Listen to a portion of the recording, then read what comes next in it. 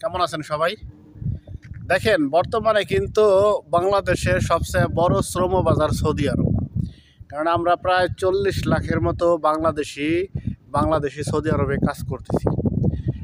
Malaysia বন্ধ, Oman বন্ধ, Dubai আশা করতেছি খুলে যাইব, আপাতত বন্ধ আছে। এখন 2007-08 দিকে কিন্তু সৌদি আরব বন্ধ হয়েছিল।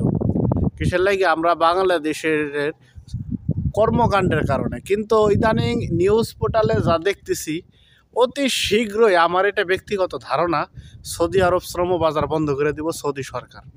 কেননা আপনারা হয়তো অনেকেই জানেন, ইদানিং যে কিছুদিন আগে একটা নিউজ হয়েছে যে আমাদের এক বাংলাদেশি প্রবাসী ভাইকে আর এক বাংলাদেশি অপহরণ করছে, 1 কোটি টাকা চাঁদা দাবি করছে।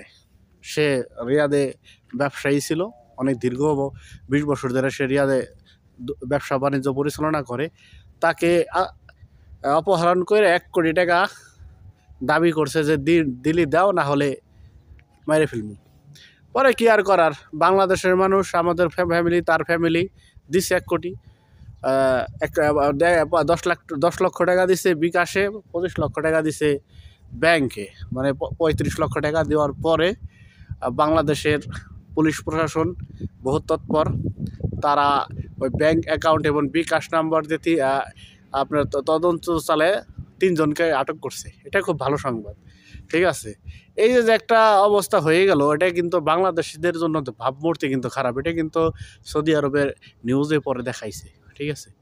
এখন দ্বিতীয়ত, এই যে কিছুদিন আগে, 3-4 দিন আগে মক্কায়, যে আপনার জেদ্দায় সম্ভবত, এটা জেদ্দায় 2 বাংলাদেশি মোবাইলে কথা বলা নিয়ে ঝগড়া লাগে, একজন আরেকজনকে খুন করে ফেলছে।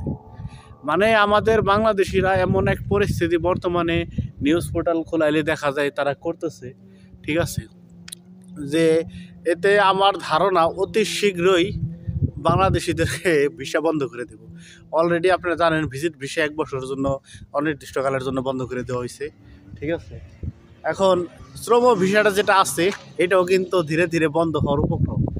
যেভাবে বাংলাদেশিরা কাজ করতেছে, আমরা কাজ করতেছি, সৌদি আরবের ভাবমূর্তি কিন্তু নষ্ট হইতেছে বাংলাদেশিদের, ঠিক আছে। অতএব আমার প্রবাসী ভাইদেরকে আমি বলবো যে যতটা দূরে আমরা সুন্দরভাবে থাকতে পারি এই দেশে আসছি কর্ম করার জন্য, কর্ম করা শেষ আমরা নিজ দেশে ফেরত যেতে হবে। তবে এই দেশের যে আইন কানুন, সেটা যদি আমরা সবাই একটু মাইনে চলি, তাহলেই কিন্তু সুন্দর, ঠিক আছে। এই ছিল ঘটনা কথা এবং ভিডিও। যদি ভালো লাগে অবশ্যই চ্যানেল